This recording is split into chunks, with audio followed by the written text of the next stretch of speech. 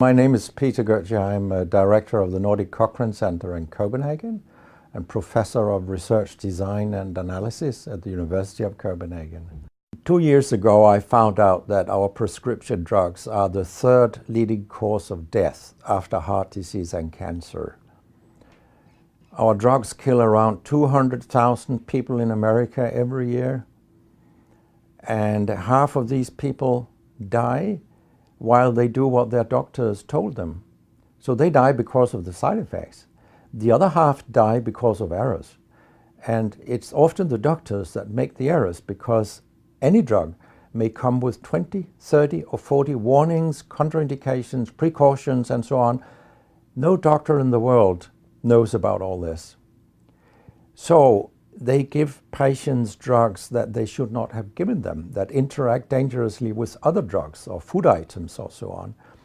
And then the patients die. That's the other half. So the other thing I found out 2 years ago was that much of what the drug industry does fulfills the criteria for organized crime in US law. And they behave in many ways like the mafia does. They corrupt everyone they can corrupt. They have bought every type of person, even including ministers of health in some countries. So there is a huge amount of corruption. In my country, for example, Denmark, we are regarded as having very little corruption. But yet we have thousands of doctors on industry payroll, although we are just 20,000 doctors. So this is an effective kind of corruption. The drug industry buys the professors first, then chiefs of department, then other chief physicians and so on. They don't buy junior doctors. So when several thousands are on industry payroll, it's really, really bad. And that's why I wrote my book, Deadly Medicines and Organized Crime, How Big Pharma Has Corrupted Healthcare. I hope to convince patients not to take so many drugs, because so many die from the drugs they take.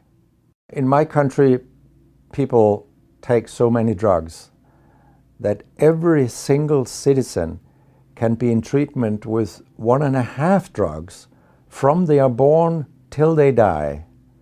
This is incredible. And drugs are not that helpful. And they kill very many of us. We know that. That's why drugs are the third major killer after heart disease and cancer. So what we need in the coming years is to take far fewer drugs than what we do currently.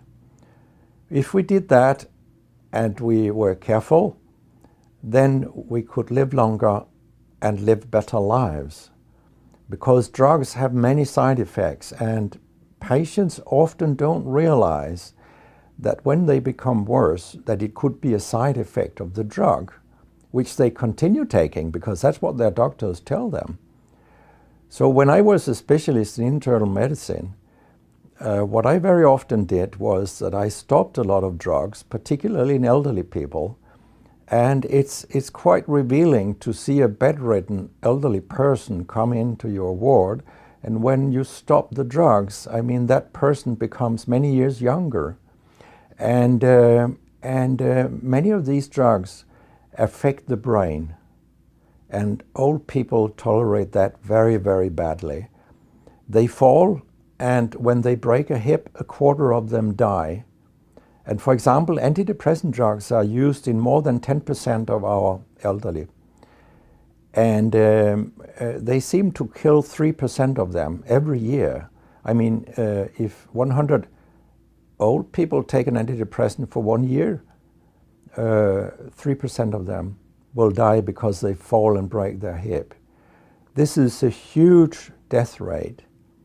So a lot of other drugs than antidepressants also make people fall and kill them. And they may affect your cognition, your memory, and all these things. And then they interact in ways that we know almost nothing about. Very many elderly, they take more than 5 drugs a day. And we actually don't know how these drugs interact with each other. What we do know is that all drugs have many effects in the body, and some of them interact also in their metabolism. so that you can get a too high concentration of a drug if you take other drugs simultaneously. So we make a lot of harms that we don't even recognize. I have a pretty colorful collection of things people have called me during all these years. And sometimes journalists have asked me, why do you always look up controversy? And my reply is, I don't. Controversy looks me up. Because it's not popular to tell the truth in healthcare. You will get a lot of enemies, because a lot of people make money on false premises, doctors and industry alike.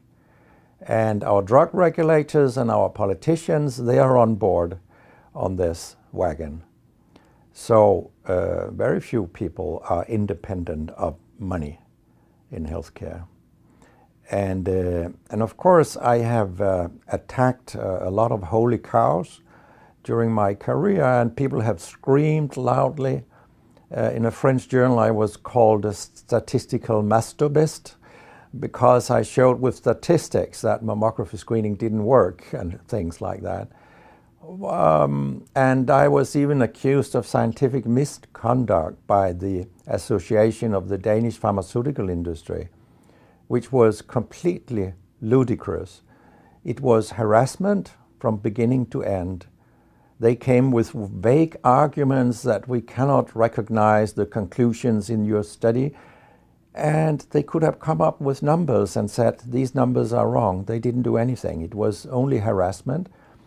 It lasted 18 months, I think, the whole thing. And then when we were acquitted, I made sure that this nasty behavior was described in the British Medical Journal.